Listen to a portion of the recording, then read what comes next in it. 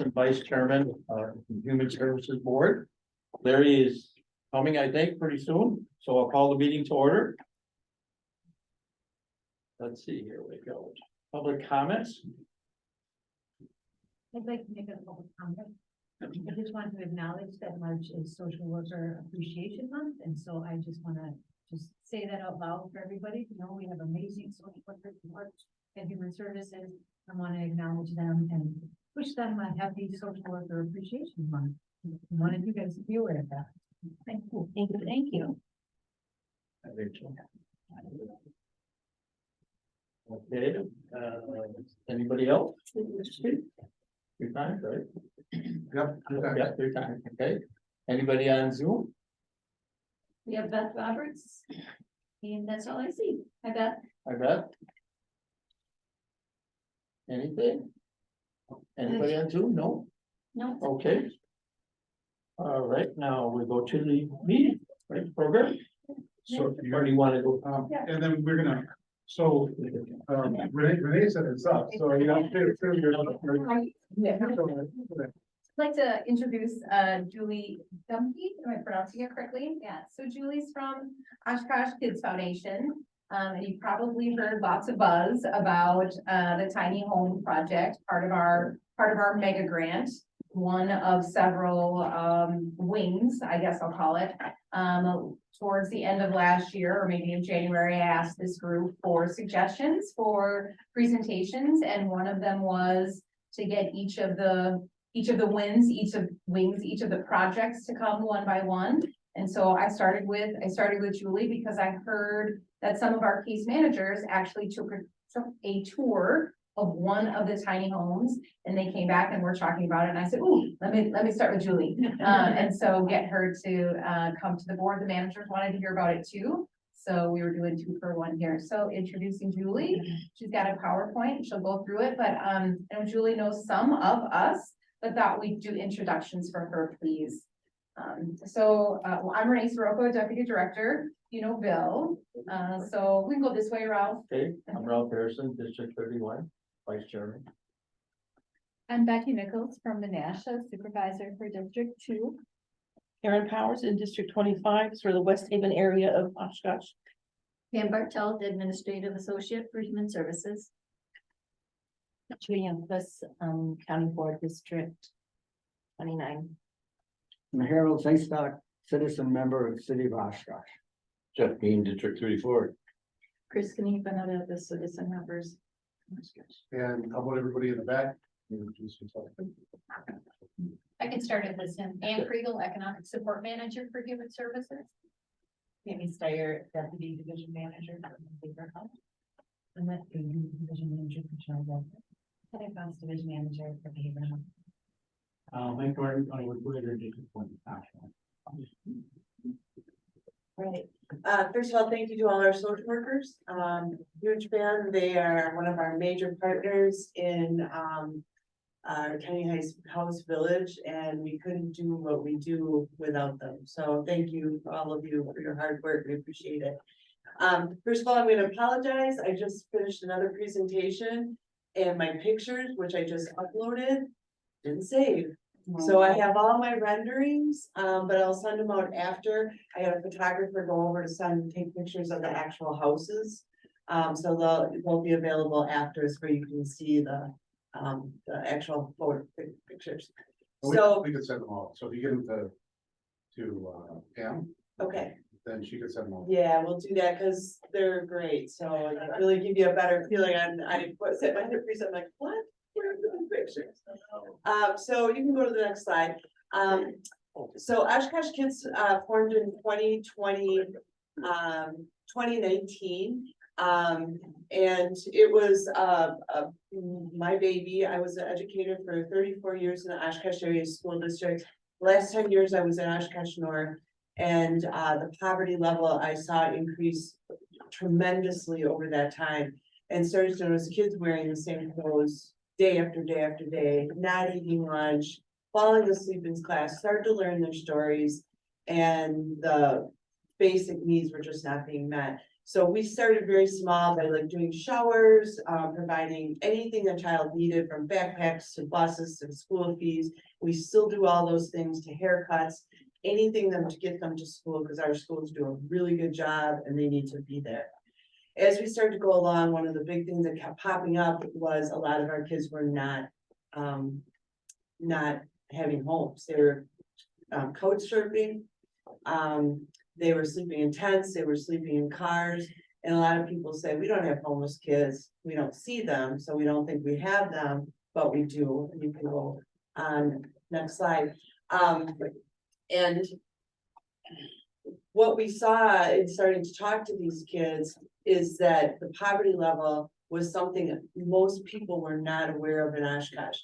And real quickly, you can see that 74%, up to 74% of our north side schools in Oshkosh are free and reduced lunch.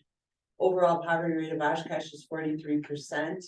And the one that is really hard for me is the bottom right one, which is Oshkosh is the fastest growing city of extreme poverty for the last 7 years, according to the Alice report. And what does that mean? Most schools will say, well, we have a 43% poverty rate, with maybe 35% of these being reduced and a very small percentage being free. Oshkosh is just the opposite. We have the free with very few families being reduced. And that is continuing to increase. This was our homeless child from DPI, and this number fluctuates between 175 to 225 homeless kids a year that are identified. Not all of them are identified. And you can see this trend really started, you know, after the recession in about 2008, 2009. Okay, you go next slide.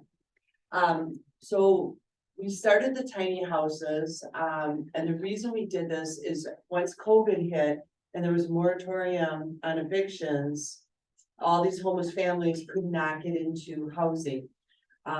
So we were housing, I think we housed 386 different people during the COVID. And that could have been anything from a security deposit or motel stays. Our motel stays were $50 a night before COVID. Towards the end of COVID, we were paying $75 a night. Not sustainable, and we really weren't moving the needle on poverty. So we really wanted to have a solution that we could help these families, but actually make a difference. So we started looking at Seattle and Austin, Texas. We're doing tiny home villages for vets. Most of these were like Menard sheds with a shared bathroom, but it got our ideas going. So we got a group of people together and decided we can do this and make a solution that not only would provide housing, but would provide services. So whatever these families got them into homelessness in the first place, we'd address that issue as well. This is our board. Might recognize a few faces on there. So our main goals of the tiny house village is, first of all, to get our families out of crisis. They can stay with us up to 18 months. The funding comes through tenant-based rental assistance, and one of our partners is Advocap.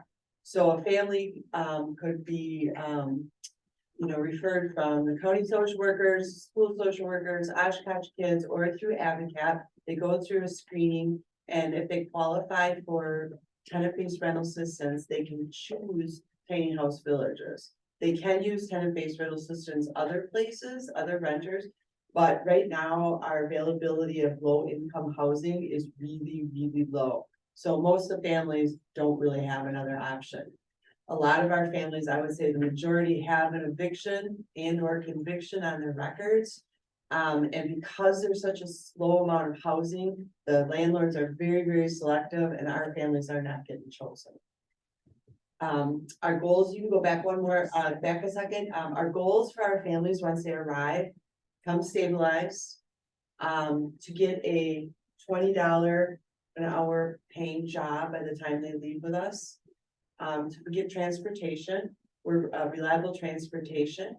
We are on the bus line, and that was very intentional. And we are walking distance to the industrial park. Also intentional. We're partnering with Amcor, and Oshkosh Defense and a few others, because most of our families, 65% of families do not have vehicles. So that way they can walk or bike to work. And when they want those good jobs, those usually are not first shift jobs. Those are second, third shift jobs when the buses aren't running. So that was part of our intention. So we're also partnering with Rawhide. You're all familiar with Rawhide Wood. They do the cars. And so one of our goals is to get our families vehicles by the time they're leaving as well, so that they don't, that's not a barrier for them anymore. And then the third thing is obviously to get them into stable housing. We're also partnered with Habitat for Humanity. And one of their problems is they cannot find enough qualified families. So we're hoping that Tiny House Village will become, we could use the parameters that they need to get families, our families can become their families. We're next.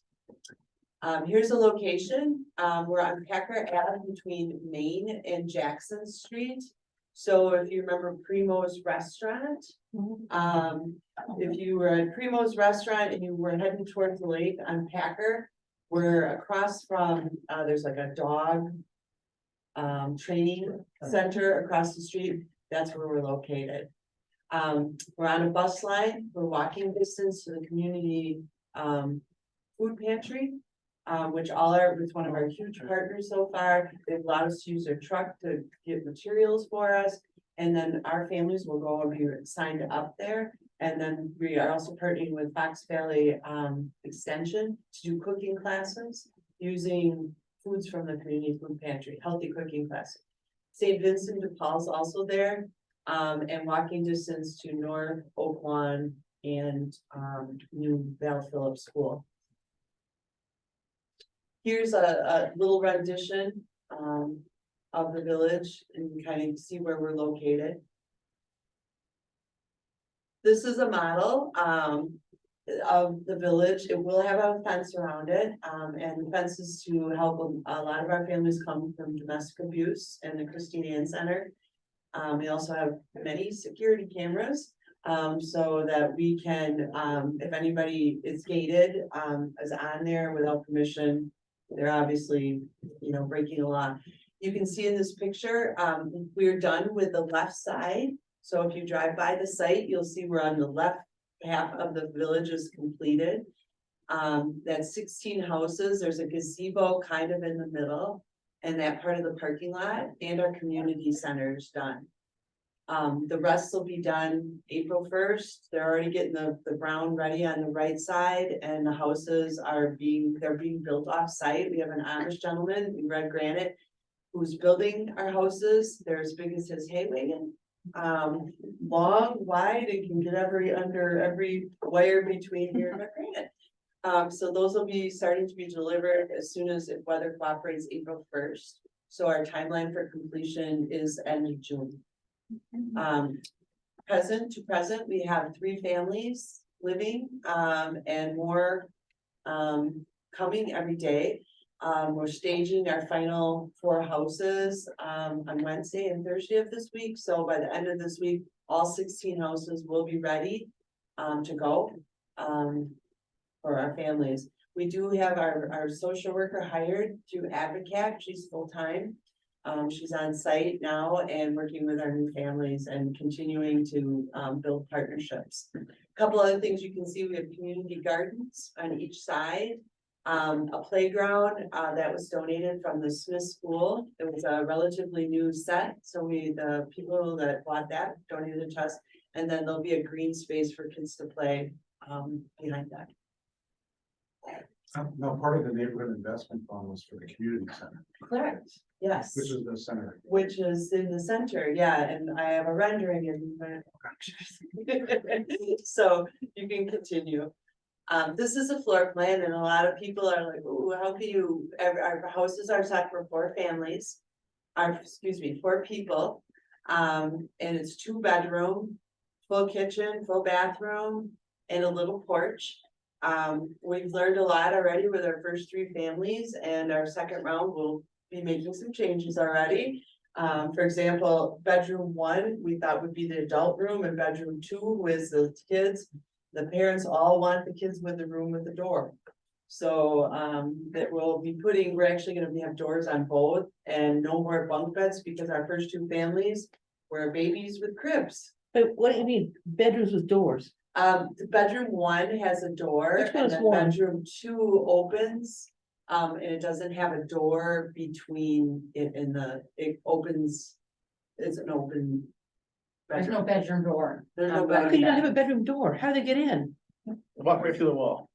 It's open Open. space, it's an open space.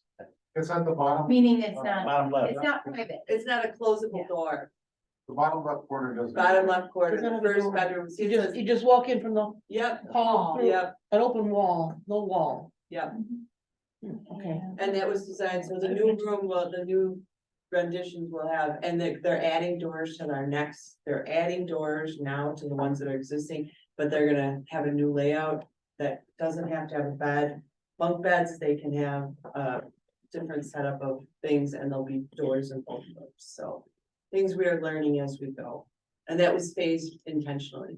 Okay, and the two lines in that lower left-hand side, what are those two lines? That represents the bunk beds, a bottom full bunk bed and a top twin. That's not open. Okay, and so there is a window at the bottom there, Yeah. on the bottom, okay. I was trying to figure with that, behind that line, where's the window, but I see. Yeah, no, they all, yep, every room has a window. Okay, Here's an actual picture of the house.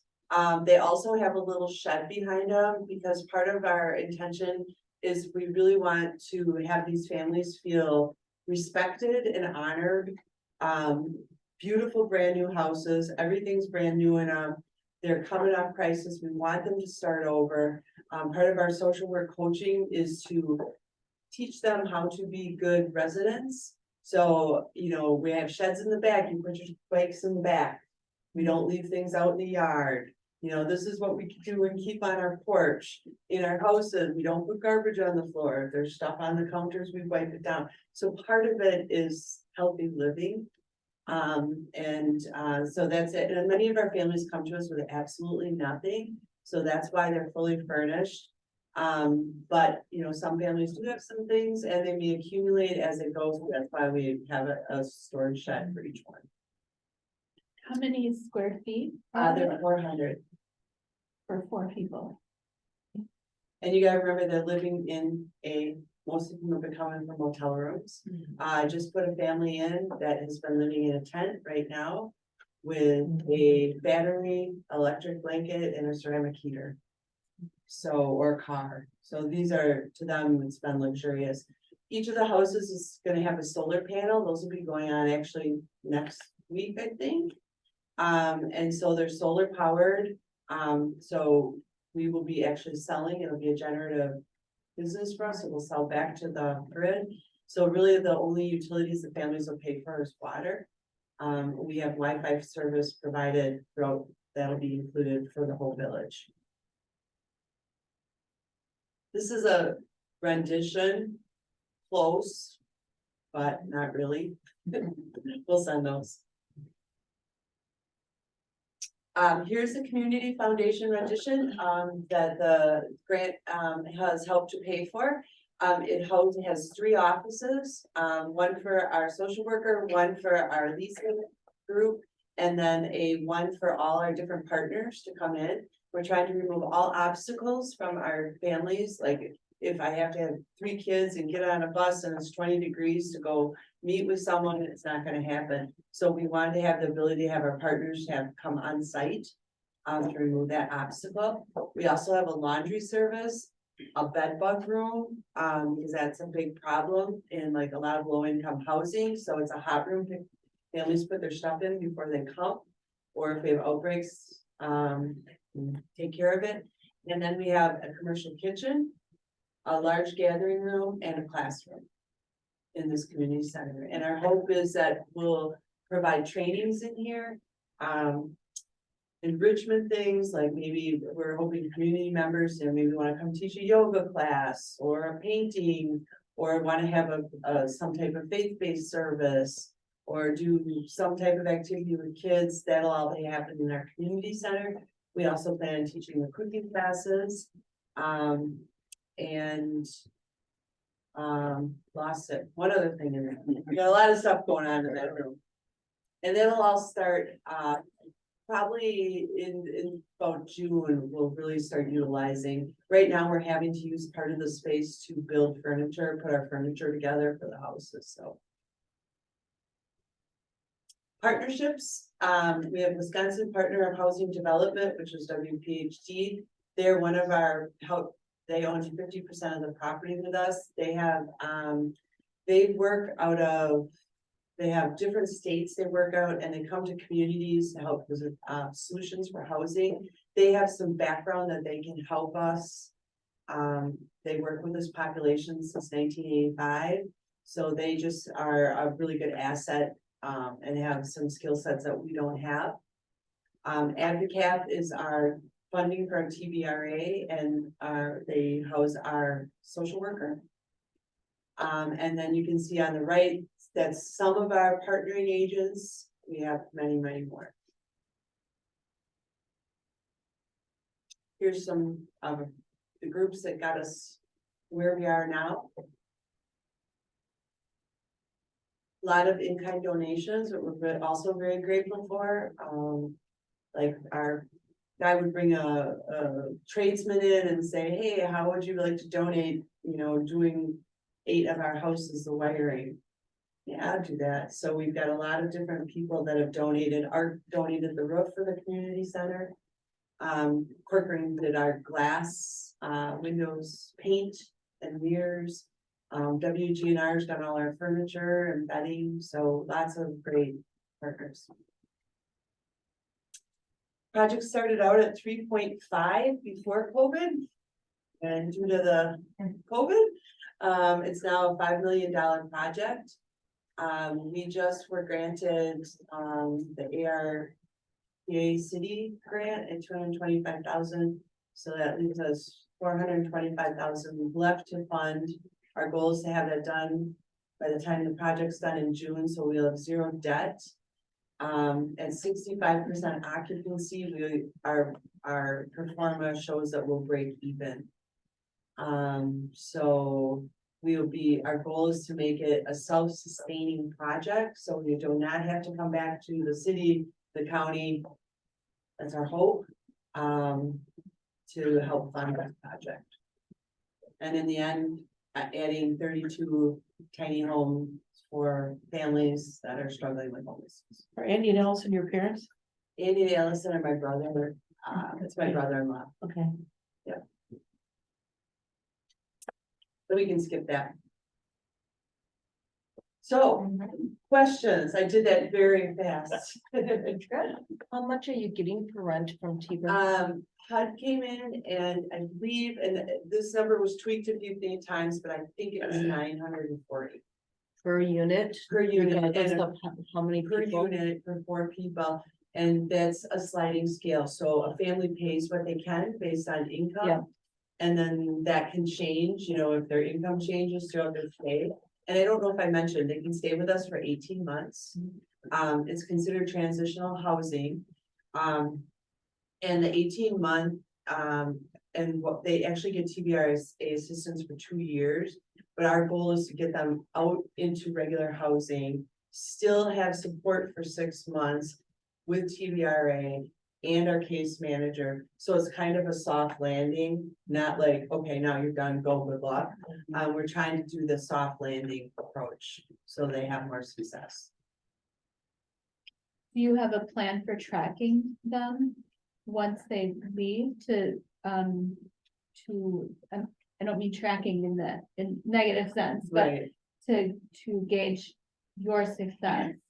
it's our goal. We can for sure while the TBRA lasts up to 2 years, and we're working on seeing how we can do to extend that. I have wrote down a couple of things. Are the tiny houses are furnished? Yes, And completely with dishes and pans, okay. And what about things to get started in the pantry? Is there any food stuff? We have, TJ and Rita Rogers have been an amazing donor, and I can't say enough. They've paid for over half of this project. And our first 3 families, after they moved in, they've provided them with a meal for their first night and a $500 gift card to Piggly Wiggly, Okay, to provide for their. that's the food. closest grocery store? Mhm. Piggly Wiggly, Pick and Save is a little baby, a little closer, but.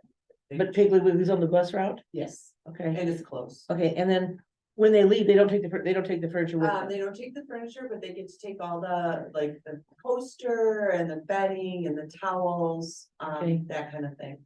And do we have any idea what those kind of moving costs would be? Or would it just be in just whatever you can fit in your car? They Yeah, have a car. whatever they can take, yeah. And Okay. we're partnering with Jake's Network of Hope, also another amazing organization out of Neenah. And they have been setting up pallets and they stock, they get stuff at 20% of the cost, so I paid $2.50 for a toaster. It costs us about $350 to $500. And that includes like the things that are stayed, but it's about $500 to furnish a full one. About $350 from Jake's, and we're counting that even every time a house turns over, that it'll be restocked. Okay, and that's it, there's one bathroom in that, okay, and going back to the poverty level in the north side schools. Is there a race component to this north side poverty, or is it pretty much equal to what the population is? Yes, or- my data shows that my race, my families is very. About the same percentage of families is about equal to race. Okay, So my black population is about 29% in the schools. That's about what same amount of families I serve. okay, The only thing I'd say, generally speaking, I have more single moms. For Oshkosh kids, we do a lot more single moms. okay, that's been my questions, thanks. Single head of household, Right, the term. I have a question. I'll preface this saying I work at Pillars, so I work with this population quite a bit. How long can they wait till they get a job, and what happens when they don't sustain their job? Like, do they that's- have a 2 week of getting? That is Advocate. I can't really, that's Advocate's coaching model that they use. So they set goals, they set timelines. Only thing I know is that they have to participate in services. We don't become homeless overnight, we need it for not a reason. So whatever brought them to homelessness, they're required, and that's part of their lease, to participate in services that they set up and agree with the coach. So if I was using maybe alcohol and I have to go to like an AOTA or AA meeting or whatever, not attending whatever services they are, that would be lease violation. So like so then a lease violation, would you ask them to leave? Yes. Okay, I'm sure that, and this is, I've kind of stepped away from that, so my exact, ACC is our leasing agency, they do like 4,000 units in the state and their house here in Oshkosh, and Advocate, I've kind of given that over to them for those kind of things. Like, I know we don't have pets allowed unless they're service animals. So they're kind of working through those kind of questions. How many total, units? 32. 32 and when it's all finished. Correct, but one is for an on-site manager, and they went through a whole process, offered the job, and it didn't work out, so we're back to square one, getting more candidates, and we hope to have an on-site manager soon. Julie, is there any daycare close by? We're in partnership with, I believe it's Winnie Daycare. They used to be out at Winnebago County or Winnebago Mental Health. They moved across from North High School. And so, there's a church right across from North, and they're in there. And so we partnered because that was walking distance. If a parent wanted to, it's a reciprocity, like one of our first family wants to work in daycare, so we're trying, the owner director needs workers. So we're trying to do some type of reciprocity, like helping them as well, get our families maybe working with them. Thanks. One of our goals is to get a van eventually too, fundraise for a van, so you know, we have 8 kids going to daycare, we can, you know. And we are partnered, one of our big partners is Boys and Girls Club, so our school age kids will all be going to the Boys and Girls Club after school, and then they'll be bringing our kids back at night. I have a couple questions. I have a lot of questions, so. But, what's the process? You know, I mean, is it applicant that giving you the families? That's where it comes We from? refer, or Winnebago County or school social workers, and then they go through, there's an assessment that they have to do and it rates them. And to qualify for TBRA, and it's the TBRA guidelines. So I know they can't have sold or manufactured methamphetamines, they can't have a violent crime. And they can't have a sexual offense, certain degree sexual offense. And then makes. And if they score too high, I know they don't qualify for TBRA, you know. Prostitution, Yeah. drug selling, that kind of. You know about how many of them are out there now that want to do it? I'm averaging personally from Oshkosh kids about 8 requests a week I know, since we started. I know when I put it on Facebook, first come out, how do you get in there, what's the rent? Another one that was kind of goofy, and why did they put heated sidewalk? That was, I mean, people are goofy about that. Yeah, and the reason we did the heated sidewalks, because we're gonna have the solar. And the solar panels are just, they put the tubing in, so it's free. Okay, so It's people don't know basically, that. right, it's basically free. In fact, the heating system, how the houses are heated, they're all insulated. In fact, I can't hardly stand, they're so hot. And then they have tubing in the floors, and it's a high efficiency hot water heater, and it'll all be run by solar. And part of that was, you know, that was trying our sustainability plan. So that's a big cost is snow removal, and we don't have that.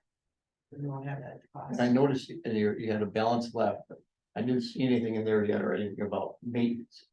We're finding in a lot of things in the county and stuff we're doing is the maintenance is another big thing. Otherwise, you're gonna be back asking for money to build it, repair it. You have maintenance plan? We do our budget, okay, my banker was with me on my last presentation, and I think he said our budget was 260,000, and we'll bring in about 30,000. That's just at 65% occupancy. So in 940 is what the rent is for the building, right? Each one. Say that again. 940. I think it was 940. And they can pay what they can They for pay. the 18 months or whatever. it is. Correct. It's a sliding scale that they use, HUD uses. Do they have any chores or things that they're required to do? Yep, as soon as, you know, we're established more, we really want to have a governance body where the families are part of a governance body. Being a teacher for 34 years, when you have involvement and skin in the game, right? You're better, more likely to take care of things, be more involved, your mental health is better. So once we get going, you know, our goal is to have every family have some role. Maybe it's, I'm gonna be the person that cleans up the laundry room once a week. Maybe I'll be watering the trees. I'll be a community garden person, whatever. So that's the goal is to have some type of governance and family involvement. I've been on tours to different places lately to go through, and that's why I'm asking these questions, because some people, there's not a lot of requirements, and other ones there is requirements they have to do share to get anything. And then the other thing that I thought was important is that how do you gauge, you know, is you want them to be successful, yeah, what you're trying to do, okay? So as you're going along the process, is there checks and balances where people are kind of watching them a lot? Because in one place I went to, they said usually they're in there for 4 weeks, but by the first week, you know if they're surviving or not, because most of them, I mean, don't, unless they have the right foundation or things that are built up there. Yep, right, we have the case manager, full-time case manager, and they are required, also part of their lease, that they have to meet regularly, which includes house inspections. So that you know, she can make sure that they're doing what they're supposed to do in their house. And then they have goals they set and timelines, and they have to maintain, which would be getting a job, getting the bank account, getting the car, going to the whatever. Maybe I'm doing financial literacy because I thought bouncing 3 checks a month was good, you know what I mean? So we're gonna get it down to 0 kind of thing. So, yeah. The last question is, how does the tiny house, other than, you know, the money, the advance, how does it work with our human services? Well, I really hope that our human services, and especially the social workers can. Corey Lowe is our case manager, meet with them. They have an understanding of what we have to offer and be a source of, people that they're referring to. And then, you know, Winnebago County already, you know, like our first family needed car seats. So we've already worked with getting some family car seats and things like that. And then hopefully to have like maybe shots available and continue to partner that way. Thank you. Thank you very much. Anybody else have any questions? I have a few. Oh, well, okay.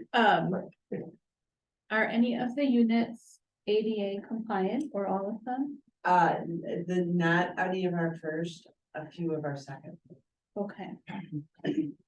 And this is primarily for It family, has to be a family.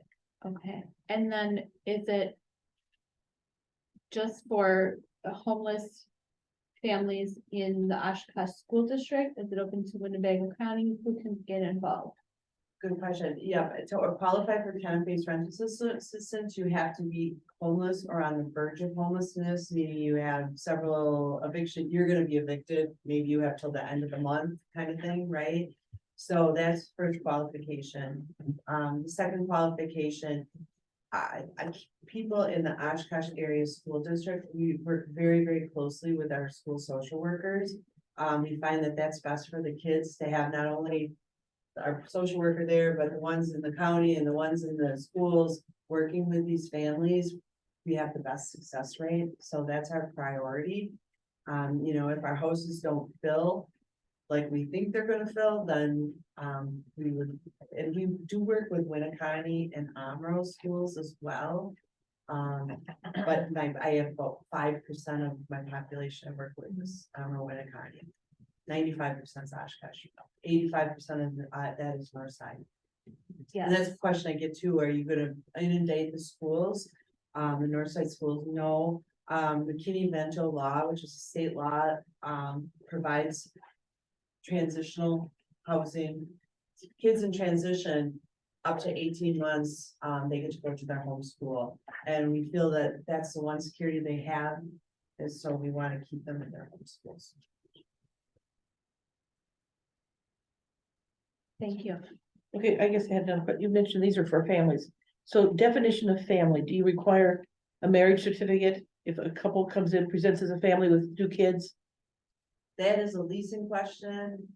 I can't answer that. Okay, and if two single moms with each with a child have been living as a family unit, do you count that as a family? Yeah, that's all leasing stuff, but I'm the fundraiser, grant writer, and the host stager. That's my role, that's about.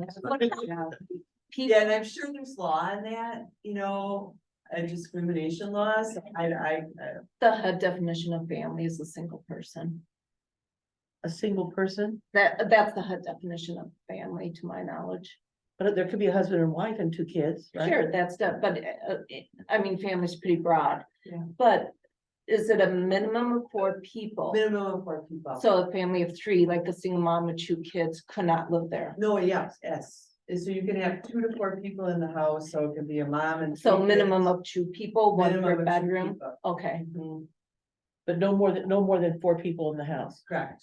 Okay, And you know, the 400 square feet, that was a little bit intentional, because this isn't a forever home. right, You right. know, we don't want it to be comfortable, and we didn't want it to be too big, because working with the schools, then they invite everyone else and all their neighbors, and then there's 8 people living in the house, and right now it's good for 4, and they have really high ceilings, are open, so Yeah. they feel roomy. Rachel, do you know about whether they're gonna require it, that there'll be requirements for people to actually have marriage certificates or don't 2 think mothers with 2 kids I don't think fair housing would allow that. would not allow Proof for them of- for proof of a marriage? Right. Okay, okay. So, Thank you very much.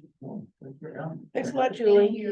Thank you very much. Drive by and take a look, and I will send the picture so you can see actually what the community center looks like, and I'm sure we'll be having an open house. Once the project's completed, probably in June, probably a ribbon cutting, open house. You're gonna be on the county board agenda Tuesday night, right?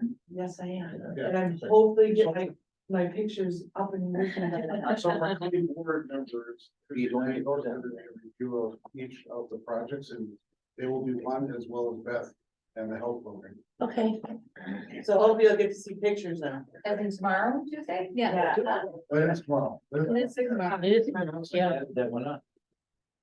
That's a special order meeting Oh, for county board. that's all. That was on the regular calendar, Rob.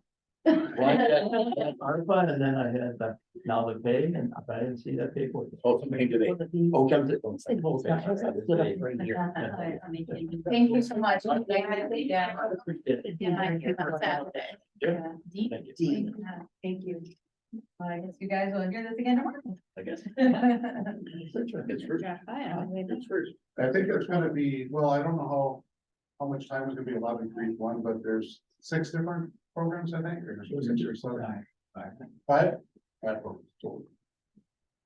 All right, okay, moving on. I move for, I ask for approval of the minutes from February 6th. Motion to approve the minutes as presented. Second. Okay, all in favor? I, Anybody opposed? Okay. Next, for the acceptance minutes for February 13th. I move acceptance of the ADRC meetings. I second. Okay, all in favor? Aye. Now, Bill. Okay. Oh, I'm sorry, I should have made that, let's redo that, this was supposed to be ADRC and the advisory committee, Okay, or do we need Yeah, two there's separate there's ones? There's 2 of them. You can put them both, but they're both in the same motion, so. Okay, I'm gonna redo it, okay, I accept minutes for ADRC and the advisory committee for children's voluntary services meetings. I second. Okay, all approved? Aye. aye. Okay, so now statistics. Yep. And in your packets this month, with a brand new kinship placements, and that was a request from this group. You wanted to know, because we were talking about foster care placements last month. And I also mentioned about kinship care placements. These are placements of kids with like kin. And so we didn't have a graph for that, and Annette worked really hard this past month. And that always works really hard, She worked especially especially hard. this last month. Thank you for correcting me. And she put together a graph for you of 2020, 2021, 2022, and where we are so far in 2023 of average. And this is how many kids average in kinship care in that year, right? And that, so you can kind of see where we are. Now, it's unfair for 2023. Our average obviously is low because it's not the whole year. So we don't know where the average will end up in 2023. And each month in the year, it will be the actual number of kids in kinship. So that their averages for the past years, and this will be in January, this is. Oh, so this is the start of a monthly Yes, number in each month we'll have another Yeah. number of kids in kinship care. yes. So this kind of correlates with our foster care plus kinship care. And then a few other areas are our total number of kids in care, so we're getting you more details on that. Anyway, let's go back to our regular graphs, which is the same as we have every month. Child Welfare Division, Lincoln Hills.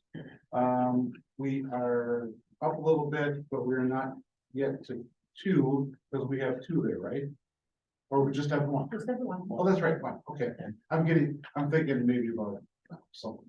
So yes, we have our 1, as we're going up any higher, that's great. And then on our second graph is, we were in January at total of two kids that month in ICC. Although that's gonna change, right? Yeah, it said 1.7. Well, I was rounding. Yes. Okay, so that kind of keeps track, although Annette has already told us that, be prepared because some kids are going to court and we may have more kids in the RCC placements. That's the bottom right. which is still okay, because we're not over budget. Then on page 2, which mine is upside down, but I'll turn it around, is our behavioral health division, specialty hospitals, and we went down a little bit in January from where we were in December. So it's always good news when the numbers going down, although it's a fluctuation point. Right. We never know where it's gonna end up. And then the bottom graph is the kids in specialty hospitals, inpatient, and that one stayed down, which is great. So we're good there. And then the last page, on page 3, is our child welfare division secure detention. And that has been going down and down and down, although that can fluctuate too. So don't everybody get really excited and do high fives and we're not gonna move kids insecure, because it'll happen when it happens. Yeah. But thankfully, it was down, which means I guess we didn't have to use it as much as we wanted to. So anyway, that's fine. And then the last one is our foster care, and that number is also down again. And that's just fluctuating. So I think from a budgetary standpoint, I'll tell you, this is always, when the numbers are going down, it means we're spending less on these particular things. So, so from a budget standpoint, great news. It doesn't mean that we aren't putting people in though that need to be in those areas. It's just that we've had particularly lower months in January, a particularly low month in January. So low month in January, the money's still there, should the numbers go up in Yes, March? the money's still there, should the numbers go up. We are budgeting less though each year for those placement costs. So actually, it's also good news that the numbers are going down because we have to budget less Okay, in those accounts. So, so good on both things. That's the institutional, and Janet is not here because she is ill, but she told me what to tell you in a financial report. Did she write it down? Verbally told me. Stick to law. And I'm gonna be answering questions. How are things going in the budget? That we're gonna wait for Janet to get back. I'm gonna make sure. I went on this one. I'm Well, you do, not- I'm gonna go back to the graphs. Yeah, the CW division, that's the Fond du Lac stuff.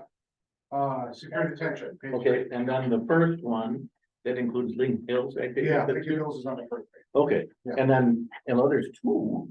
I didn't know we had 2 there.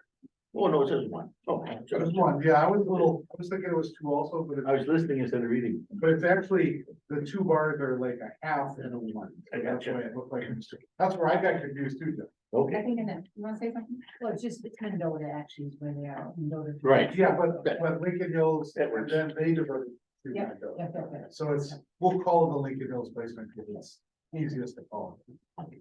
Now, All right, so financially, it is not a complicated report, because next month will be the first month that Janet is gonna start to forecast how the actual expenses are coming in and what's happening for 2023. So this month is sort of like the last month of just telling you how the end of last year turned out. And she's still saying, even though there's a couple of straggling things, which always happens, she said it's probably gonna end up being right around 4 million as the surplus. For 2023. But yet it always is until all the bills are finally in and everything is finally tabulated, which sometimes takes until April, because that's things come in very late in the year and then early in the next year. So she said it's gonna be right around 4 million for the surplus for 2022. So there's not some big need that we can reduce that down and take care of. And there's nothing we can do about the fact that there's 4 million that's already in the general fund. It never really exists in a separate account, so like people think, oh, it's existing in some account. No, it's not. It's everything is basically in the general fund. And people always think it's here, you got it, and then you're gonna pass it on. Because Yeah, our we did for- accounts exist in the general fund and they kind of come out as we have expenses to pay.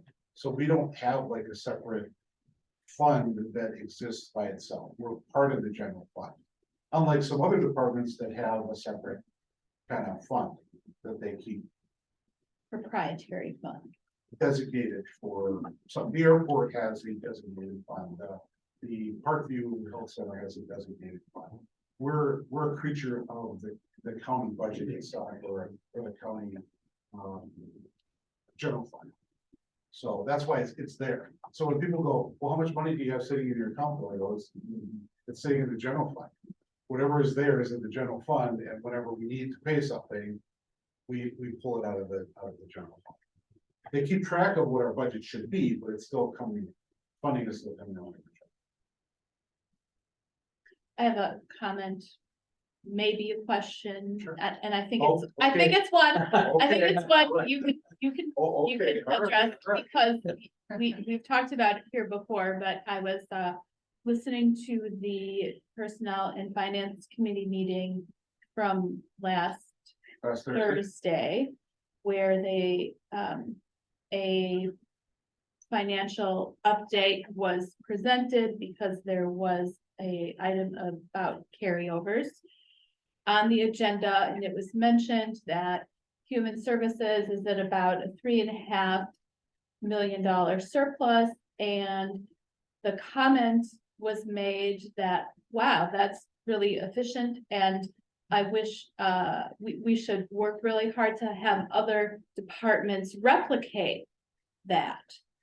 And so, once again, can we just reiterate how that is revenue? It really isn't part of it. It's hard to predict that, and that is revenue above and beyond what was anticipated. And that it simply goes back to the general fund. I think you answered the question with your statement, which I think is accurate. Really, much of what is quote unquote surplus is not monies that we had in fact in surplus in our budget, what was coming in separate from that, federal state monies that they pass to us. And they come in so late in the year that we don't attach them to any expense. So basically, my best way to tell you is that that money, then whatever we can take that money that comes in from federal and state sources, and if we can put them in where we paid levy and use that money to pay for, to kind of credit, I'll use this example, to kind of credit the accounts that we've already paid levy for, then that money gets put in there, and then the levy then is essentially freed up and back into the general. In one way or shape or form, it's all in the general fund, but it is not monies that we generally, there are some things where we had less expense, like we were just talking about, for instance, if we don't use all of our budget expense in these lines that we just went through, that's a surplus. And that's a surplus that actually was budgeted and we didn't need to use it all. So it's truly a surplus where we could say, maybe we did a better job. But again, I would say, I don't know that we control who's coming in and who's going out. So if people said, well, Bill, great job that you controlled your budget and you had a surplus, I'd say, yeah, well, that's basically due to a couple of things. One is the good work of our employees, but the other part is we didn't have as many referrals as we thought we were going to have this year. So therefore, we spent less in those lines. So some of it is actually could still be counted as a surplus that we could say where it came from. But there's also this other group of money that comes in late in the year. We didn't expect it. And now it's great that it's coming and we don't want to turn it back to the feds or to the state. We just accept it, but it's really not, we can't use it for anything. Can't use it for anything new to do anything. And actually, when you budget, theoretically, we can't do anything new in our accounts unless we come to you and say, we want to do something new, right? So Ralph, even if we do, let's say a million to the good in November, we would have to come to you with a plan to try to spend some of that $1 million. And typically we don't come to you with something new at that point and say, let's spend some of this money. We could, but we don't typically. It just, you go and do a budget for 23. Yep. And budgeting in the future, and you're just not finished closing your books for the 22. It kind of hangs out there, and like, it just comes, and at the average person out there thinking, like, you did a good job, I'm not saying that, but do we need it? And then when it comes time to give you any more money, why do you ask for more? You already got 4 million, but they don't realize it's not yours, really, it's going to the general fund. Right. And I think that's where a lot of times they come talking meetings, they get around talking, well, they got the money. You know, they're doing a good job, why don't everybody else fold the belt up and do the same thing, but they don't realize that's not where the money came from, they have no idea. And therefore, and you're closing out one, like, for example, I think we wanted to have a van, I think, or a car, or you needed something, we couldn't get that. But now you would think, well, for $20,000 or $30,000 and you got 4 million extra, you could have got a car, you know, I mean, you could have, but there, you know, and the books are just closing, the auditors were all done, right, that's what just finished, right? So So we don't have a surplus fund. So when I worked in another county, there was a separate surplus fund. If we had a situation like this, the money would go into that surplus fund. And then the next year they'd go, okay, we want you to take $2 million of your surplus and apply that toward next year's budget. And I think that's kind of what you're, like, when people are thinking that, they're thinking, well, you know, if you had 4 million, why don't you just, you know, take the 4 million and apply that to next year's budget?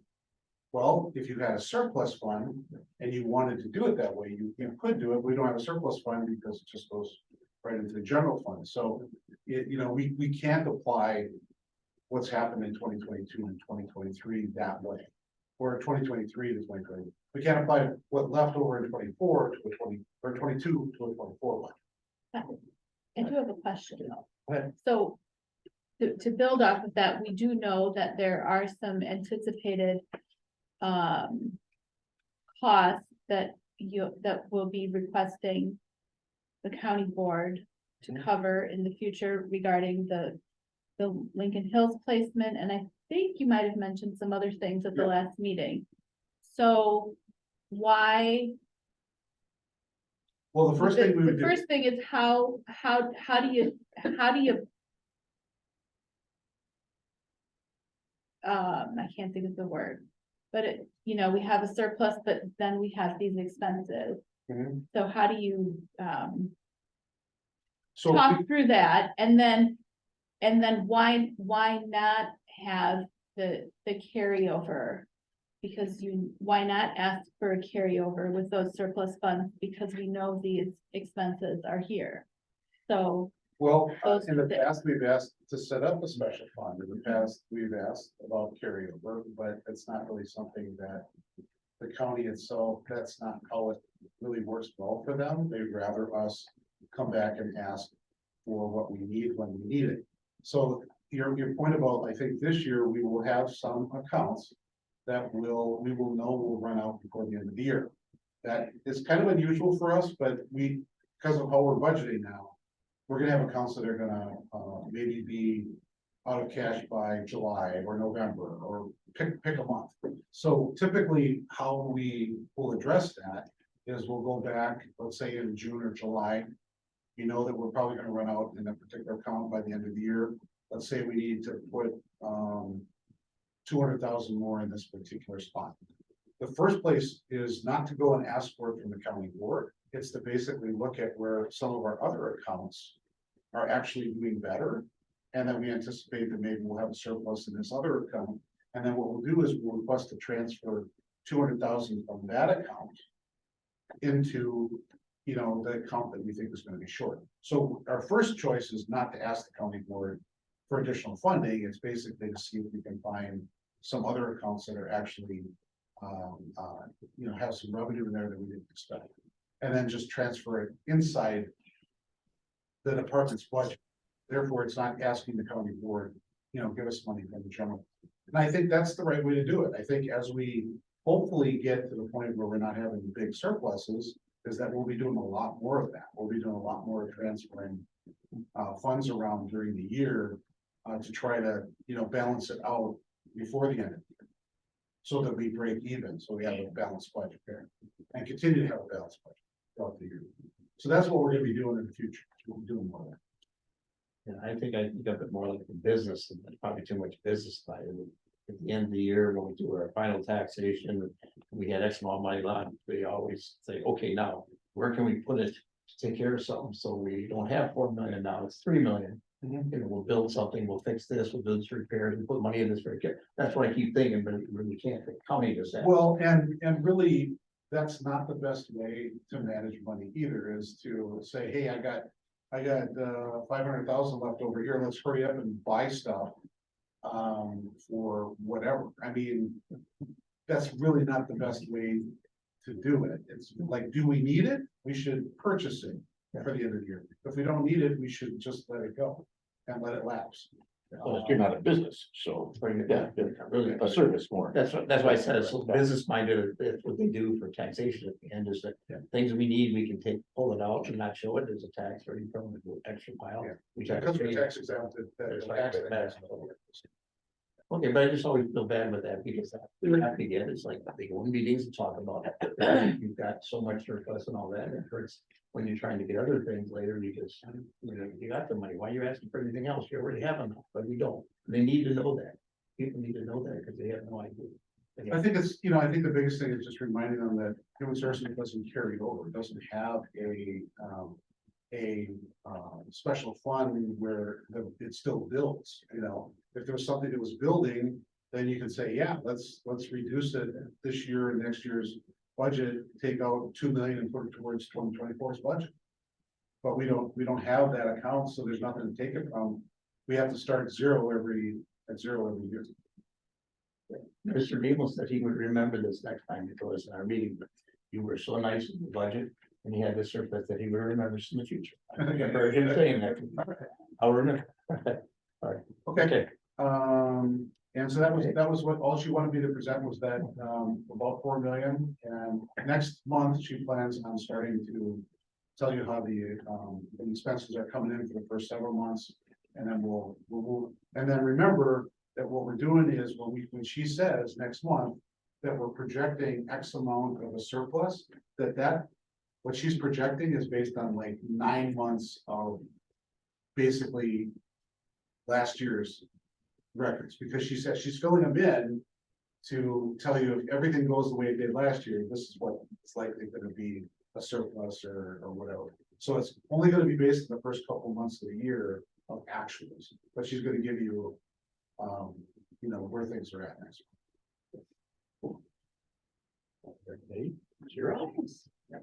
Just a few things that we've been working on agency-wide, so setting up some trainings, in-house trainings. So that's where we bring someone here, offer it, agency-wide for all of our employees. So we have a whole training work group around this topic. That's nothing new, but I specifically have been working on some things lately, and I try to tell you guys what I've been doing. We also recently had a drill where we practice in case someone should get into an uncomfortable situation with a client in their office or in a conference room.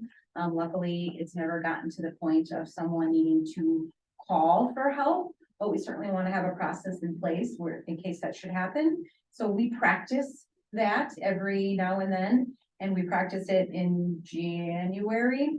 And we had lots of people come, in terms of staff, come to assist. What didn't go so well is we have some code words that we use, or we don't say anything at all to kind of stump our reception people. So they would know, say it was me who was calling from a conference room and I called and hung up. So say it was Bill was answering the phone, would know like, okay, that's odd, and he would try to call back, or it would alert him somehow that something's up. Because it's a certain number. I call it the bat phone. It's not really a bat phone, but it's a number. But wouldn't it be cool if it were? It's a safety phone, but it's the only time that number will ring into reception. And so it didn't really go well with reception. We've had a lot of turnover up front. And that's why we practice, right? So then it tells us where we need to hone in and hopefully train people, because in the event we really needed to get something in our practice, the person that was calling did that on purpose, hung up, called back, hung up again, and then when the person did answer, you know, they were like, yeah, how can I help you? They're like, you're supposed to ask me some questions here. So anyway, so we just need to shore some things up. So then that kicked things up to me in the sense of, what do we need to do differently? And we had some discussions with the managers and then also with our supervisors, so everybody would know what the new plan is. We've been working on that.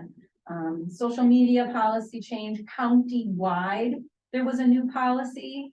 And I had been working on revising our human services policy. Sometimes there's two things, there's a county one, and then there's ours.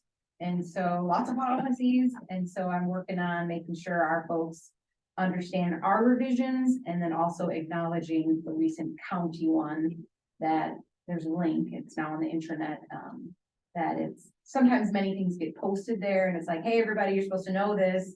So we want to make sure we're communicating with our folks that it's there, and they should look at it, things like that.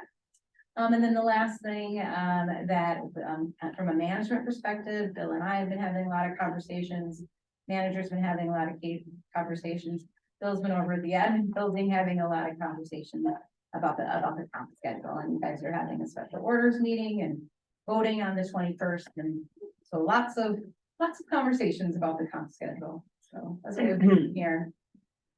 Kind of opinion or anybody throwing things at you yet about it? So we need to take that or not, or they just wait and see.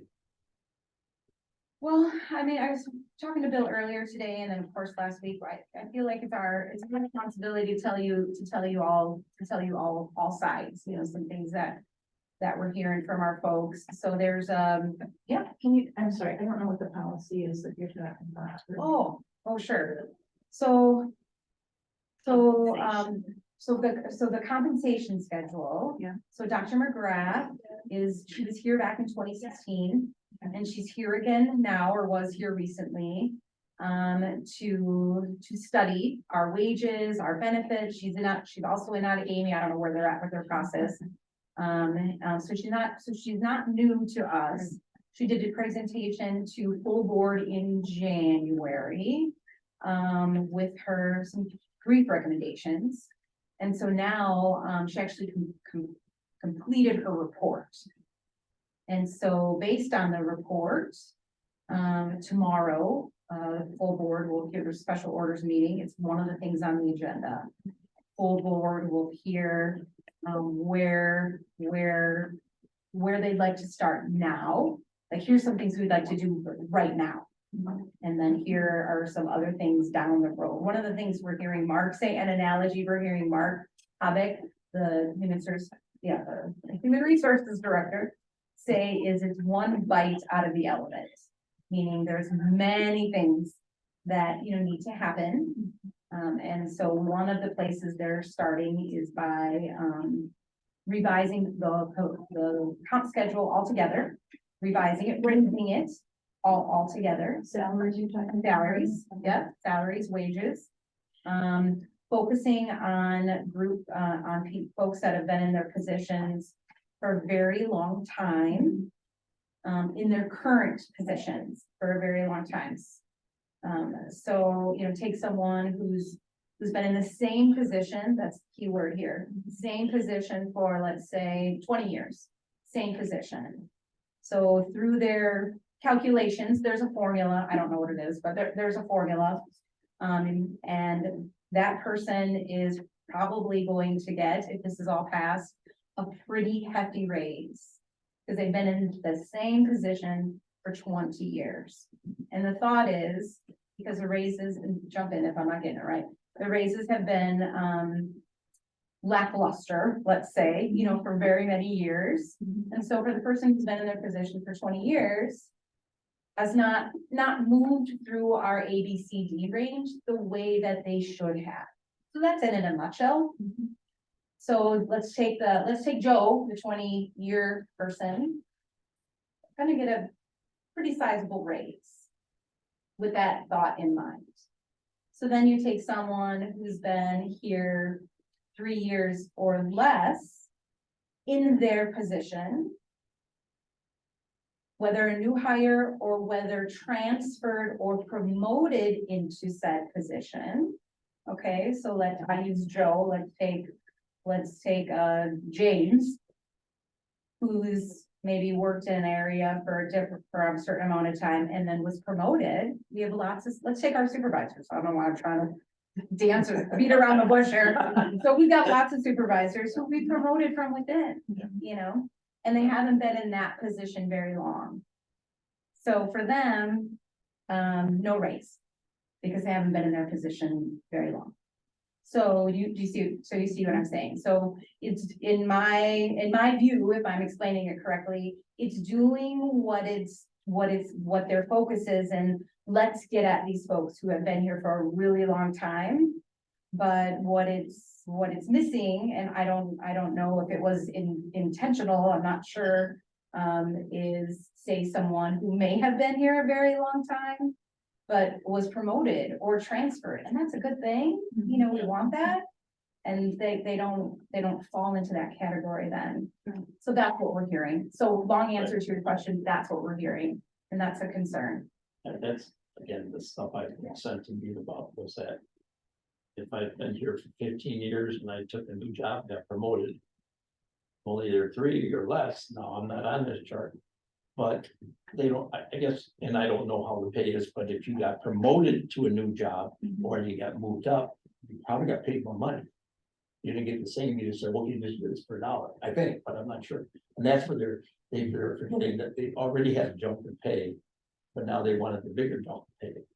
So Well- but that's why I think they're confused. But it's about, it's not about vacation time or starting benefits or things. So that's a later, That's a different. so there's multiple steps. Okay. Is what. And John and Mike Collard and Mark Kovic are gonna go around and do employee meetings Okay. between after tomorrow, but before the 21st, which is Tuesday. Yeah, let the board vote on it and kind of inform people of how this was put together. And Dr. McGrath was given direction to basically, there were 2 problems. One was we can't hire people at the current rates of pay, so to move up the starting pay, so the pay ranges, you call them pay bands or pay ranges, like say you start here at this amount, let's say you start at $50,000 for this particular job a year, and then maybe you're over the course of 24 years, you should be able to get to, let's say, $90,000 or something, okay? So basically, the problem was that the starting wages were too low, and so those were raised to a more appropriate amount. And then as you go along from your start to the end of your career, the end of the pay band, you should be able to incrementally move at a regular rate over 24 years that would get you to the top of your band. So this is what they're trying to create now, is a clear path, first to start at the right amount, and then to move incrementally and predictably over 24 years to get to the top of your pay band. And that wasn't happening consistently in the old system, where people who were moving over the course of 24 years weren't getting to the top of the band, and so they were back. You're And calling so- that compression. Compression. Yeah, Right. compression. And the idea was to do something there to move people who had been here a long time, move them to where they should have been on this continuum. Yeah, The problem, go ahead. So, you're gonna get a better explanation. well, no, actually, this is the best explanation I've had because I've read the stuff and I'm trying to understand it. And my They're question, trying to fix 2 things. my question is, I don't know the questions to ask, right? So am I hearing this explanation and we're talking about compression? Right. And so it sounds like there's a plan to address compression at the top So. of the scale, but my question is, if we're raising the hiring range, right? Right. We're raising the Right. floor. Yeah. But we have these folks here that have been promoted, but not in their not in their current position for a very long time. I'm gonna assume if we're needing to raise the floor, that then these people are not necessarily at a market rate themselves, and so are we creating another compression issue here, along with retention efforts? So, Probably. yeah, so I think how Dr. McGrath, and I'm just gonna do one more thing before I get myself in trouble. I And understand. apologize.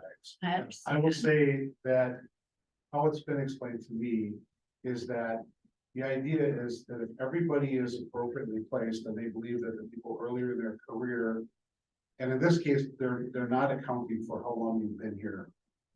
Years, like if you've got. I understand. But if you like just started. Or you just got into that position, the belief is that you're appropriately paid for that position, and that over the course of the next couple of years. You will move up differently than you have moved up in the past, and that you will be appropriately compensated along the way. Because they're trying to say that they've now got the system set up so that you should theoretically move and get to the end of your pay band in 24 years. Now, Okay. I think the rub, I think the thing that I hear is that people who made those choices to move to a different job are really not getting any consideration for the fact that they've been here a long time. And so the short answer is the system wasn't set up for that. Now, are they thinking about that for a future adjustment? That's a good question to ask. I think that would be a good question. It's not contemplated for this particular time frame, but you can ask about like future pay adjustments. Would that be something that we consider for that? I think that would be a great question for how would they respond to that, because it's not in the current.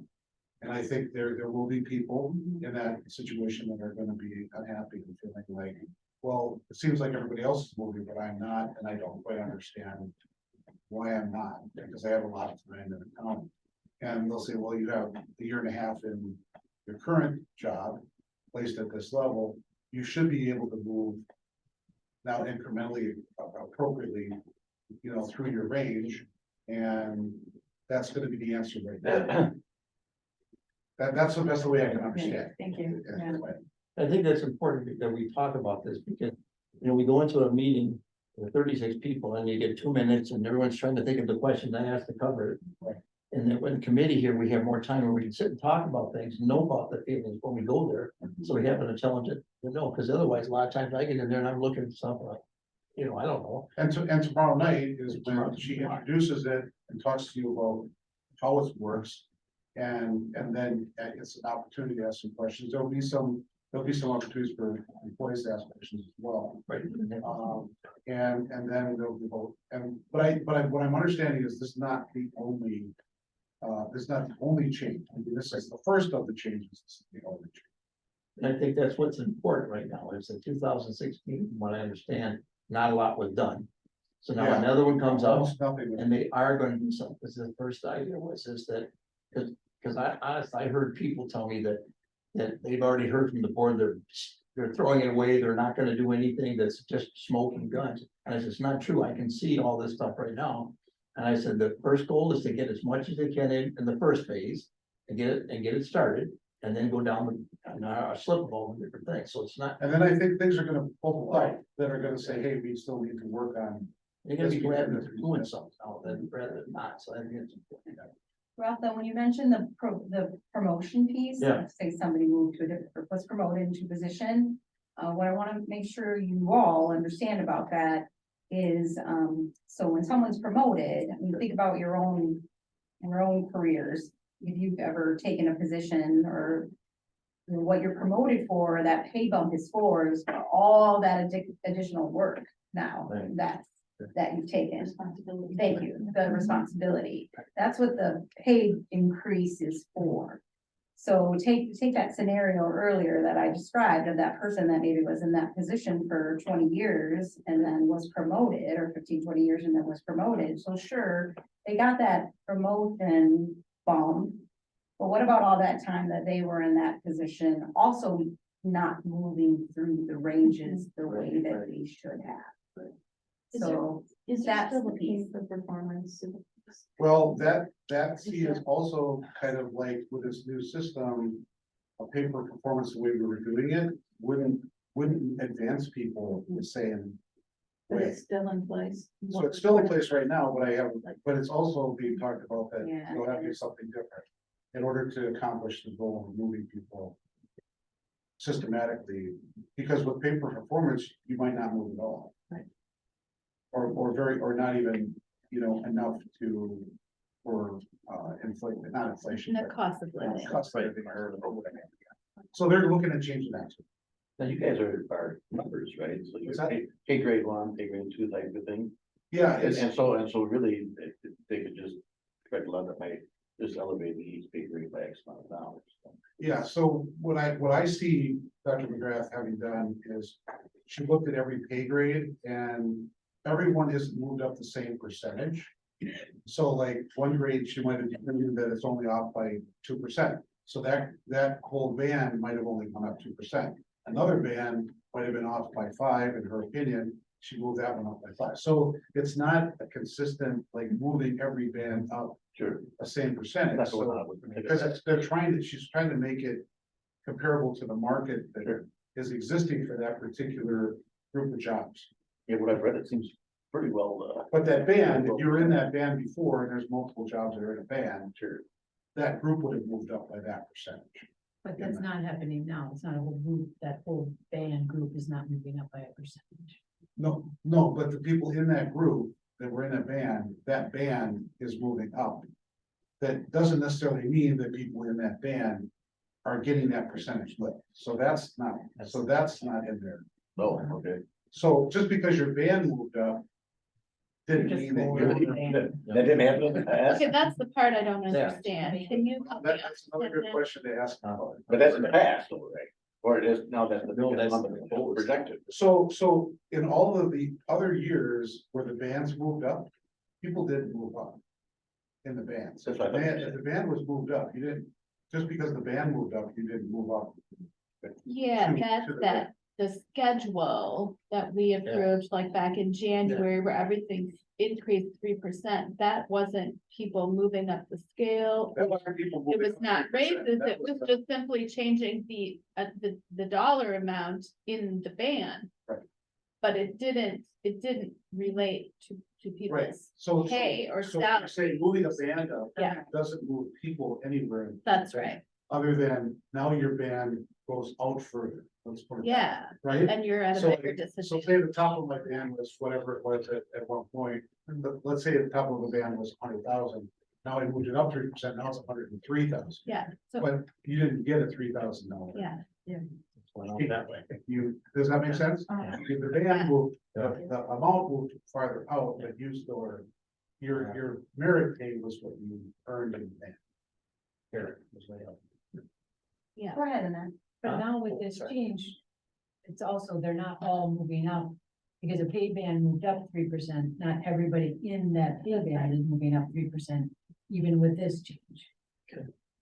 Right, I mean. So there's- The people- numbers are moving, but the people aren't moving. Correct. The people aren't moving with the number. The only people They're- that are moving in this first wave is if the minimum, if you were at the minimum in the old band and now the minimum is 3% more in the new band, you will move to the minimum of the new band. Okay, Okay, with me on that? So that is an automatic a new hire. change. Yeah, if you were just hired and then the pay band goes into effect in 2 weeks, then you will move up to the new minimum of the pay band. So that Okay. will be automatic for those people. And the only other change will be this thing of the people that have had a lot of years. They will move also based on the formula that if you want more information, I don't know how the graph. So it'll move by the formula for people who've been here a lot of years in that position. Those changes will be made too. But nobody else at that one. So there's this group of people who aren't gonna move. But They're under that's, 3 years, okay, that seems to me but not at the beginning. probably the bulk of, About a third. It's about a Yeah. third. About a third countywide, so Okay. that's a good group of people, and like you were saying, Becky, with the floor moving, kind of liked how you described that, with floor moving. So that about that third of people are now in that new range, are now they weren't at the minimum, but now they are at the minimum, so because they're at the minimum or just above, that's deemed to be at or above where they should be. well, and from a recruit or a retention and also from a retention perspective.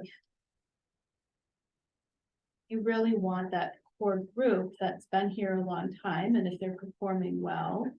and getting promoted, you want them to be here because they've worked their way up the ranks, they have that institutional knowledge. I would see us wanting those folks to stay and doing what we can to get them to stay. Because recruitment and training is really expensive and time consuming. So the one thing I want to add to this before we get off this topic, because there was gonna be one of the things I was gonna talk about, but it relates, that's okay. Is, that. Again, remember that this is the first step, and obviously it's not perfect. And what I think John would be, telling you tomorrow night, I think what McGrath will tell you tomorrow night, and, Mark probably will tell you is that this is the first step, this is important to pass. It's not perfect, and there would be other revisions later on. And so to just be careful about amendments, this was brought to my attention earlier today. Be careful about amendments, because if things get referred back to committee or slowed down, then none of this at all can be implemented, and there's certain things that are changes for other departments that are like really important to be made now. There's some changes in positions, make it easier to recruit. So just remember, those of you on the county board, like, think about, you want to make an amendment, if you wanted to bring it back to committee, be careful about that, because it could delay things from happening, and realize that there are other, you could be asking for things to be looked at for phase 2, in a sense. Just food for thought. I'm basically just want to pass that along. So those of you who are going to be making that decision, how do you want to handle proposed things that you want maybe to be seen in phase 2, phase 3, whatever. Appreciate the thought, because it helps us get smarter and know more. So, yeah, I had one comment, question on this whole thing. The day by day, I went over there, and like I said, I went to tour. They said nothing but great stuff about what you guys did to help them out. My question is, how much more are we committed, or how far do we go, or how much more are we invested, or when do we get out? I mean, that's just a quick update. I'll take that one.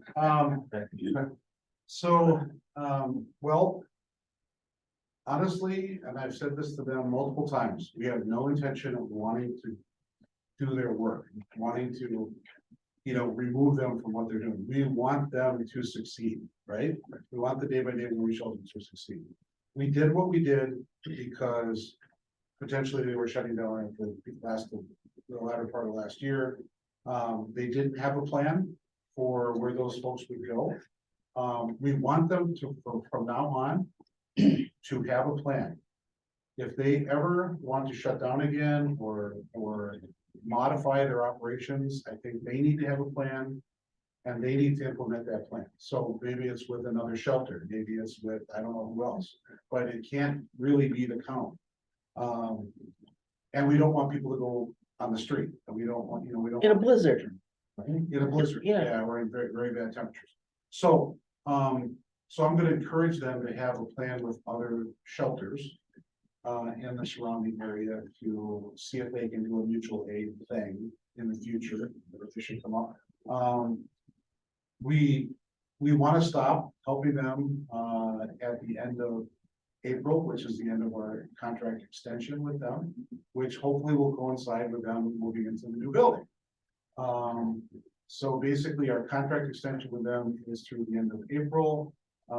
Basically, we are continuing to pay for nights that they have to put people in hotels, but we are paying for laundry service, we're paying for food cards, we're paying for transportation for those people that exceed 25 persons per night. And at the end of April, it may cost as much as $250,000 totally from the day we started until the day we stopped. And that was an expense that Winnebago County was not planning on covering. So, so when we say we did, it's Winnebago County taxpayers did this for the folks that were, homeless and didn't have a place to go. And I think it, I mean, what's it worth? for somebody not to die in a snowbank, I think, personally, I think it's priceless. Yeah. But, I mean, obviously, I'm a steward of Winnebago County taxpayer funds, and we did that carefully and with a lot of consideration, and we are very thankful, and, That's it. and, we really hope that their new building is gonna be successful in housing, you know, everybody. And if you get a chance to see that, it's unbelievable how the difference from what they have now and what that is. Unbelievable. Yeah, appreciate what you did. I really appreciate it. And very much thanks to Renee and all of our staff and all of the people that volunteered to work over the holidays and Yeah. at the worst possible time of the year with no notice. It was a very big feat to accomplish, and because we knew nothing about the warming shelter business, like zero, before we got into it. And we pulled it off. And, you know, and Renee was the, you know, she was the organizer of the whole process. It was the- And it's different, it's different. Very different. We learned. She was a excellent. lot. So I think we're done at the end of April. Okay. And, now if they don't need the money, and they don't have as much, I mean, obviously it's only up to the amounts that we contracted for. So typically they just bill us for what they use, so it may come in well under that total price tag that I just mentioned. So we'll give you an update on when we know for sure. Yes. You kind of made a comment about, you know, it wasn't us, it was the county who did this, but, Renee stepped in and others, you're salaried. You didn't make $1 extra for all that time you put in for that, did you? No, we did. So Did she? yes. Okay, So everybody, everybody who worked, and that was John's decision, that everybody who Okay. worked all right, was compensated Yes. at double time for the amount of time that they actually put in. okay. You know, obviously, that's, So my after hour time was also included in that. Okay. so I mean, it wasn't donated, it was, but people volunteered to give up, you know, part of their holiday. A lot of people didn't take their vacations, didn't get them. No, Um, but they, yeah, but they But they included, were, But you saved lives. yeah, we did, yes, yes. I don't thank regret, you. we don't regret doing it. No, We don't I don't. regret doing it. It was the right thing to do. It's just that I think we need to learn from this, and we need to make sure that day by day understands that they need to have a better emergency plan. Well, I think what we learned from it is, you gotta have an emergency plan. That's huge. You can't. Oh, I'm sorry. Mike, I have a question, if I may, Mr. Chairman. Is your department, have a plan, you said, what you learned from this experience, going ahead, I mean, going forward to help countywide, I mean, I know one part of the criticism, like when John made that presentation, I did, what are we doing with people in the Nina, Monash, and Arnold, and that kind of area?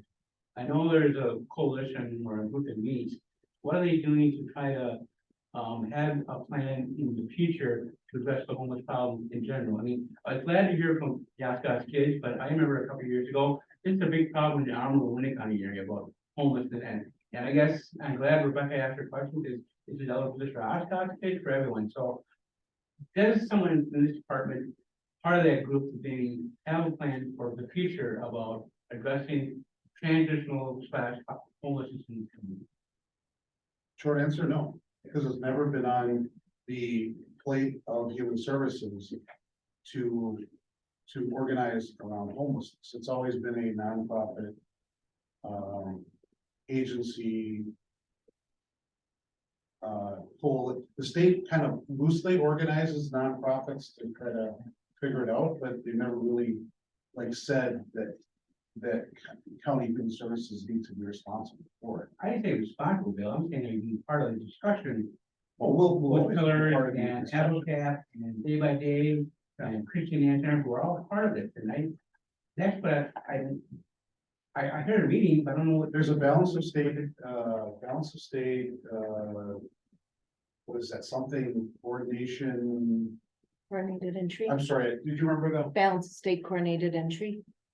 Yeah, it's like that, it's like a group that. Well, balance of state is the group, Balance of state is the group, yeah, yeah, and and then, so it organizes. that group you're talking about in an area, and in our case, I think, Applecap might be the lead, or some organization is the lead for that. And then they basically put out announcements and they have meetings about homelessness. And sometimes that group will actually come together to write a grant. I think Balance of State did write a grant for kids, and I don't know where that ended up. And do you remember who's on that group? There are some ADRC staff that participate in those meetings. Yeah, so we have some people participating in it, Mike. We're not leading it. Okay. No, we are part of a group that talks about it, but again, it's like nobody's specific responsibility to coordinate it, and the state has some people that kind of get regional folks together, but doesn't mean that there's any specific funding for it or direction, or that's one of the things that I'm really surprised by, because as a state, we aren't very well. We haven't figured out like who's supposed to be responsible for homelessness and like how to coordinate that in a very kind of like organized fashion. It's not through the public sector. That's why all of these homeless, shelters exist everywhere, and they're not regulated by us. In every community, not every community, but larger communities seem to have, had a church or a nonprofit or someplace that organizes their homeless shelters. And we're sort of, other than if we wouldn't have stepped in, we didn't have to step in, but I think we were concerned by having like so many people be out on the street. When there's going to be cold weather, and there wasn't really another place to house them.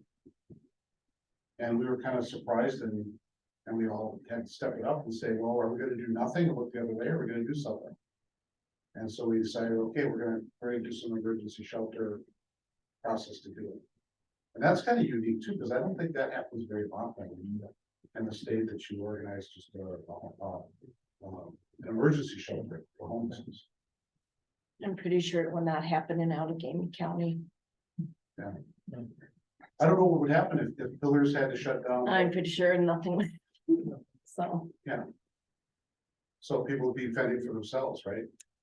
That's the feeling I get.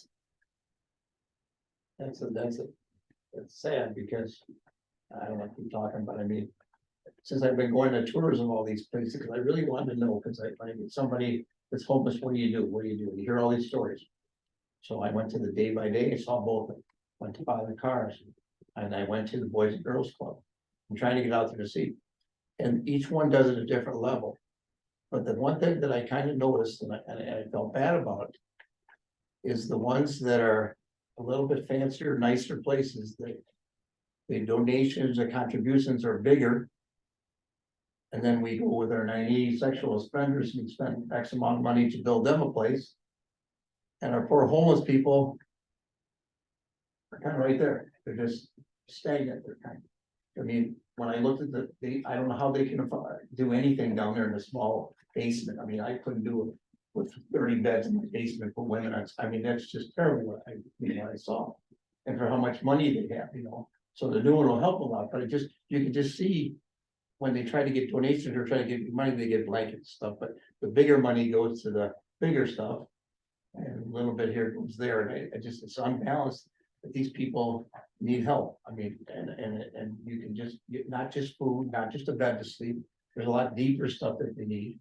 And again, I ask anyone to go through these places like I did, because you opened your eye.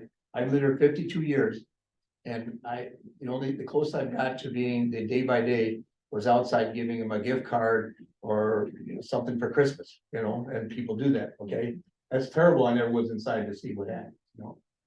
The boys club, I remember it was downtown, and it was Father Carr had it. It was just like a place for fed people. That's all. But you go in there and you can't believe they free. I mean, they don't have to pay for their housing. They don't have to pay for dental as long as they get on the program and get back.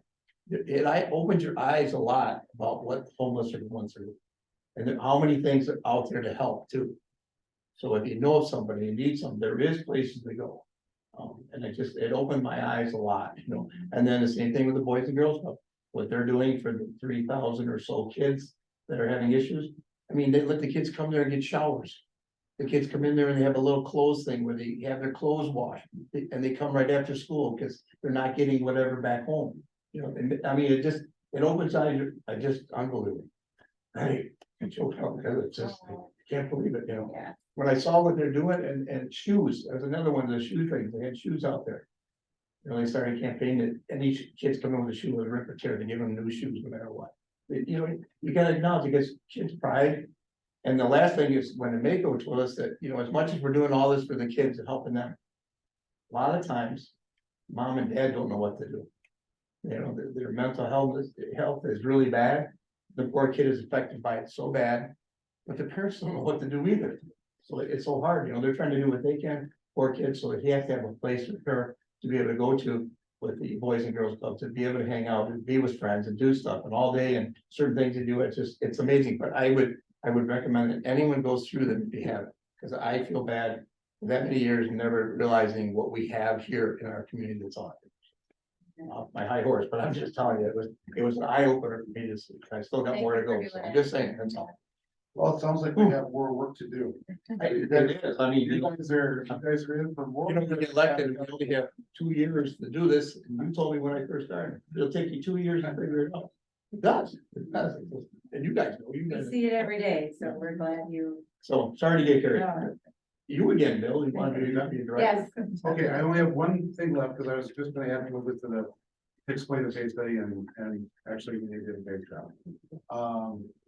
So the other thing I want to mention is April 12th. Okay, April 12th is a Wednesday, and it's before tax season, so you know, you don't have to worry about. I think one year it was like on April 15th. I'm like, whoa, what a day. If you're waiting the last minute, it's not a good day.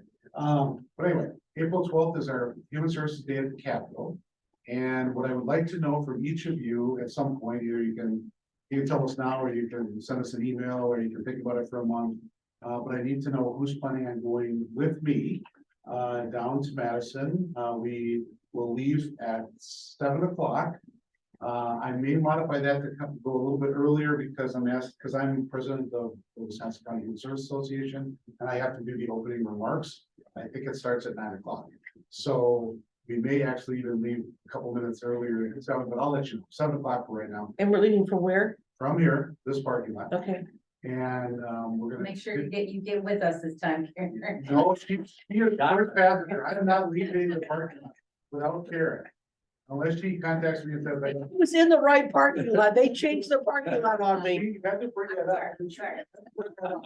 I'm gonna feel bad all over again. Okay, Okay. so April 12th, Wednesday, 7 o'clock, or if I tell you a little bit earlier, I haven't made up my mind yet. I think we'll be fine at 7, as long as we leave at 7. We should be able to make it to Madison by 9 a.m. And we'll be at the Concourse Hotel downtown. I'll take a minivan. I can carry, let's see, this is 7 passengers, so I can take 6 people in the minivan, although probably 5 is better, so that we can spread out a little bit. And then if we have more than that from this group, then Renee will take van number 2, and we'll have 2 vans to go down to Madison. Which one will be the party van? Probably Renee's. She's better at party than that. Anyway, we'll go down to Madison, starts at 9 o'clock. There's probably an hour and a half of briefings. And then we will go to the Capitol. And right now I'm working with Ethan, and he's trying to set up groups of 2 legislators. So we have a total of 6. So he's gonna try to have the 2 senators in one meeting, and then two legislators and 2 legislators. So we'll have like 3 meetings that day. Because it's gonna be too much to put everybody in one committee room, because they're probably gonna need the committee rooms that day. It will be in session more than likely. So we'll go to 3 different locations and have, 2 legislators at a crack. And then we'll go over the priorities of WCA and WICSA. There's gonna be 4. First one is gonna be 100% funding of Medicaid crisis services. Right now, the state makes the counties pay 40%. of the cost, so we're asking for the state to only up to 40%. And we'll explain that, it will be in the paper. The second one is, we're looking for $10 million additionally for adult protective services funding. And that's to increase the amount of adult protective services work that we can do in the counties for older people who might be taken advantage of, and we do the investigations, and we have to follow through if there's charges, and we have to, you know, it's for protection of older adults. And we need more funding for that. That's the best area. And then the third area is gonna be birth to 3 funding. That's been kind of shortchanged of the latter part of the several years. So we're gonna be asking for more funding for birth to 3 services. Those are kids usually having developmental issues growing up. Maybe they have intellectual disability, or they have other kinds of things, and it's for speech, OT. Is it speech, OT, and PT? Beth? Yeah, they also get special education services and service coordination. Yeah, so that's birth to 3, and so we're gonna ask for more funding for that. And then the fourth one is actually gonna be a public health ask, because Wisconsin County Human Services Association and WCA covers public health as well. So they're gonna have a fourth one that's gonna be a public health related. So we'll go down there, we'll get to explain our 4 positions, we can talk about whatever else we wanna talk about.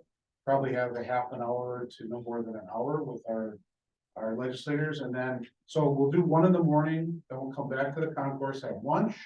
Then we'll go back for the 2 other visits, and then we'll get in the vans and head back. So we should be back by like 4:30, 5 o'clock on the 12th. So you are all invited to go if you'd like to. I just need to know if you're planning on going, because then I'll give a head count to WCA, and they then turn that into like how many people are gonna eat for lunch. So that's what I need to know. So it doesn't cost us anything to do this. When do you know by? I'm going. We can go now. Okay, We'll good. take your- going now. If you haven't decided, let us know, or sometime by the end of this month would be great. Ralph. Harold. I got Karen. And I'm a for sure no. You're So for I sure don't no. wait on Okay, me. so we got, Just- we got 4 listeners. Yes. Becky, Yeah. I got I'm that. not sure. She's still deciding. And we're gonna need to check with Larry. And who else is missing? Donna.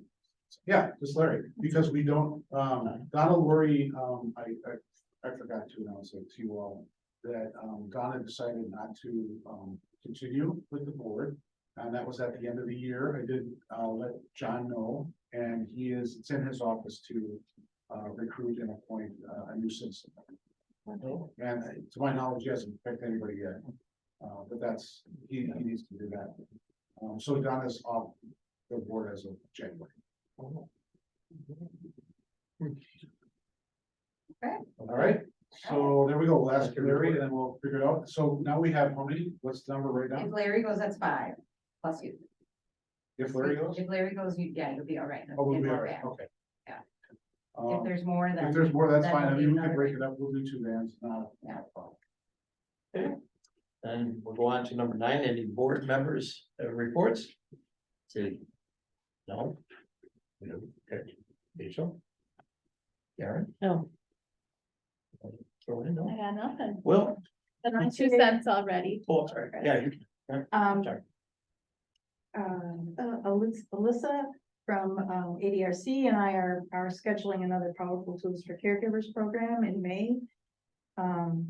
Glad to hear adult protection is on the list because the issues that we're seeing caregivers face right now is really important. And I've said this before, but the last time I did permanency plan reviews, which is a review of children that are placed out of the home. I can't tell you how impressed I am by the staff. It was a challenging situation that we dealt with one of the families. And the supervisors, the caseworkers, the foster parents are so respectful of everyone involved with those reviews. listening, guiding, encouraging, you name it, to try to resolve situations. So just hats off to all of your staff, because that's what I see every time. And it's amazing work that they're doing. So thank you. So just to fill people into, Chris has been on a group of people, it's a group of people that, can't be our staff, they have to be from the community. And they, every 6 months or Yep. so, cases that are in out of home have to be reviewed. And so Chris has been participating in that group for many years now. Quite a few, yeah. And so we always appreciate, people giving us their thoughts on how we're doing. And it's set up that way so that we as a department get feedback from community members on how we're doing our job. So we listen to all sides talking about what they're doing towards the goals that have been set forth. What the parents need to do, what the foster parents need to take care of, and what the staff needs to do. And we just listen to what's being said and review the situation to say, are you on track, or do we think not? And it's people that aren't a part of the human services system, employees, outside perspective. Yep, Thank you. you might want to consider that sometime to get another look at what all of the work this department I need does. to, you have to. Appreciate anybody else? Okay, then, let's see, I need a motion to adjourn. We'll discuss the next meeting. Well, okay, It's already said. my friend's back there. But the third is- Is it gonna It's all be bad. the first Monday? Third and. Okay. And it's gonna be. Be Nina. Okay, Right. back in Nina. The third, that, I will not be here that day. Okay. You said that, what do you mean? This you. It'll be- It's someplace sunny. Hopefully it'll be sunny. Sunny more. Yeah. Did I hear a motion? I don't know. Did I hear a motion? Yep. Any second? Second. Okay, all in favor? Aye. Aye. Anyone want to stay? I just. Well, the other thing I didn't tell you, this